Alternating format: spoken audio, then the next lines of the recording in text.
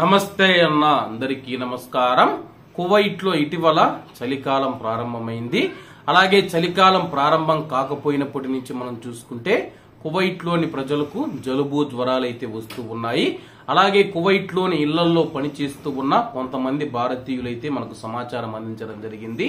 నేను పలానా ఇంట్లో పనిచేస్తూ ఉన్నానన్నా, నాకు జ్వరం వచ్చినా కానీ ఒళ్ళు నొప్పులు ఉన్నా సరే హాస్పిటల్ కూడా తీసుకువెళ్లడం లేదని చెప్పేసి, అలాగే మరికొన్ని ఇళ్లలో మనం చూసుకుంటే బాగోలేకపోయినా సరే విశ్రాంతి అనేది ఇవ్వకుండా పని చేయించుకుంటూ ఉన్నారని చెప్పేసి ఆవేదన వ్యక్తం చేశారు.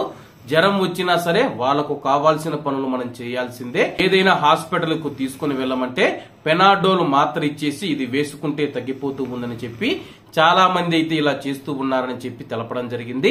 అలాగే మరికొన్ని ఇళ్లలో మనం చూసుకుంటే దగ్గర ఉండి కువైటీలే హాస్పిటల్ కు తీసుకుని వెళ్లి అలాగే అక్కడ వాళ్లకు వైద్యం చేపించిన తర్వాత ఇంటికి వచ్చి 2-3 రోజులు రెస్ట్ తీసుకోవాలని చెప్పి తెలుపుతూ ఉన్నట్లయితే మరికొంతమంది తెలుపుతూ ఉన్నారు. మరి కువైట్ లోని ఇళ్లలో దాదాపు మనం చూసుకుంటే 3,50,000కు పైగా భారతీయులు పనిచేస్తూ ఉన్నారు. మరి మీ ఇళ్లలో పరిస్థితి ఎలా ఉందని చెప్పి కామెంట్ రూపంలో తెలియజేయండి అన్న.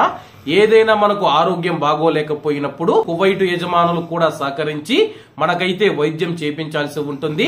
అలాగే మనకు వైద్యం చేపించి 2-3 రోజులు విశ్రాంతిగానే ఇస్తే మనం దాని నుంచి కోలుకొని మళ్ళా వాళ్ళకైతే పనులు చేసి పెడతాము.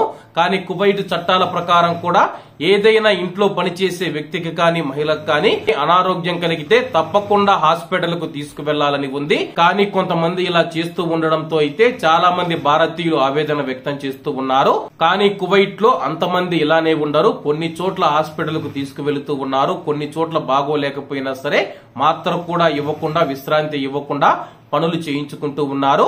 మరి మీ ఇంట్లో పరిస్థితులు ఎలా ఉన్నాయని చెప్పేసి కామెంట్ రూపంలో తెలియజేయాలని కోరుకుంటూ అందరూ బాగుండాలి, ఎందులో మనం ఉండాలి. అందరికీ నమస్తే అన్న. జై హింద్.